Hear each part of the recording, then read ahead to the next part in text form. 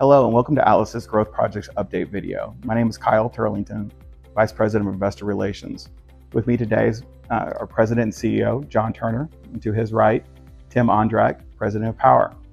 We've had quite a bit of news on the power side. We thought we'd have a quick little fireside chat to get an update on what's going on the power side for Atlas. In the first quarter, we announced a global framework agreement with CAT. We have now a total of 1.6 gigawatts of equipment on order. We also announced our first power purchase agreement for 120 megawatts as well this quarter. John, I'm going to start out with you. With the 1.6 gigawatts we now have on order with Caterpillar, what gave you and the board confidence to make that commitment? And then separately, what do you think gave Caterpillar confidence to make that commitment to Atlas? Yeah, Kyle, it comes down to really two things: massive customer demand and a clear bottleneck we're now uniquely positioned to solve. The assets we secured are in extremely high demand, particularly for the behind-the-meter private grid applications where customers can't wait for grid upgrades. Grid constraints aren't going to be fixed anytime soon, so reliable, scalable power generation is the critical choke point. Before this agreement, limited equipment access prevented us from fully pursuing large opportunities. That constraint is now gone. CAT saw the strength and depth of our customer queue, our proven execution track record, and our clear preference for long-term PPAs. That alignment gave them the confidence to commit significant capacity to us. Thanks, John. Tim, what differentiates Atlas from our peers as it relates to the behind-the-meter power opportunity? Kyle, I think there's a couple things that really differentiate us. We've got a strong team and we've got a strong history of solving problems. And in saying that, we have constructed large-scale industrial projects in Texas in a power-challenged market. So a lot of the issues that our customers are coming to us to solve, we've solved internally. We've got the team that was on those projects, things like the Dune Express and the sand facilities in West Texas are complicated engineering feats. And when we take that team, we apply them to these challenges. They've got experience.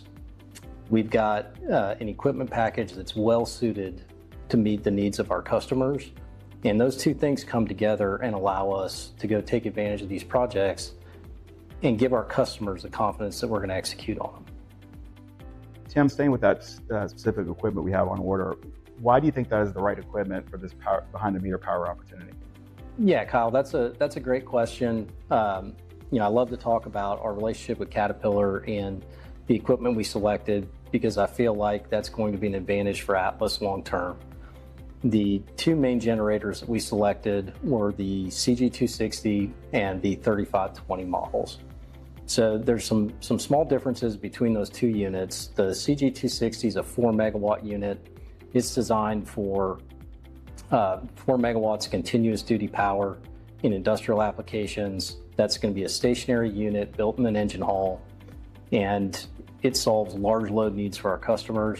We believe that particular engine will have a longer life and lower cost of ownership than a lot of the other assets that are on the market, and we felt like it's a good fit for what we're building. The second product that we ordered from CAT is the 3520.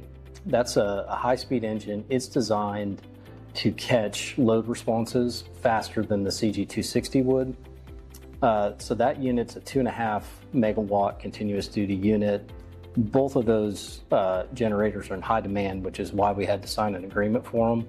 But since signing that agreement, we've gotten a lot of inbounds where folks like the Caterpillar name, they like the assets that we purchased, and we've really gone from a situation where we're calling on customers to now we've got customers calling on us, asking us to come and help them with their challenges in power.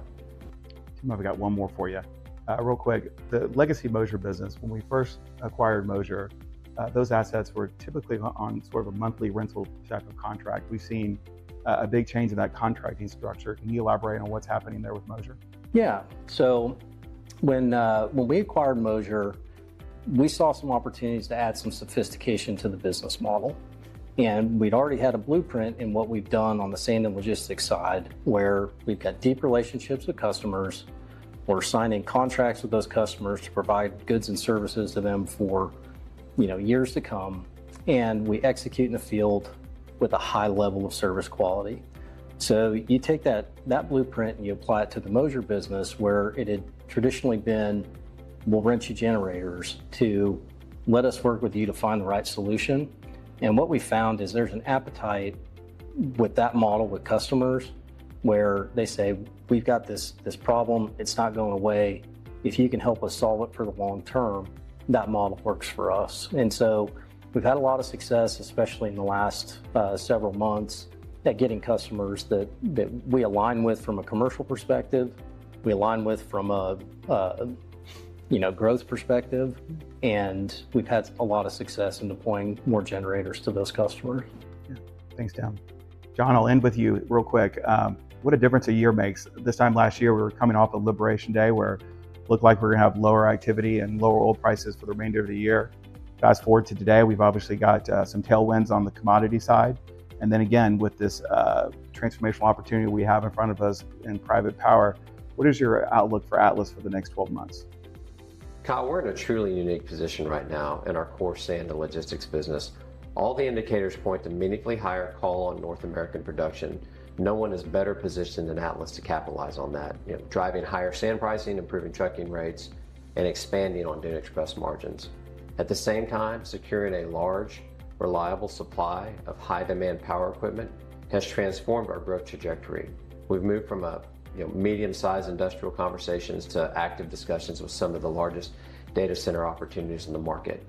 We now have two powerful, mutually reinforcing catalysts in front of us. The investments we made over the last several years in both our legacy business and power have set us up for what should be a very exciting next 12 months. Tim, John, thank you for your time today, and thank you for joining us for the Growth Projects Update video.